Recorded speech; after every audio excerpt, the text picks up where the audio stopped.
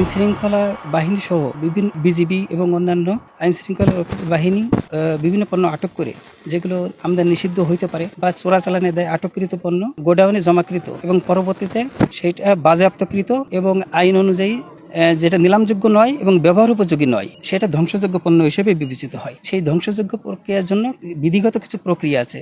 সমস্ত প্রক্রিয়া শেষ করে আজ ধ্বংস কার্যক্রম শুরু হয়েছে এবং এর মধ্যে 90% হলো বাজি, যেটা আতশবাজি, এবং অন্যান্য কিছু আমদানি নিষিদ্ধ ঔষধ আছে, আর কিছু ছেঁড়া ফাটা শাড়ি কাপড় আছে।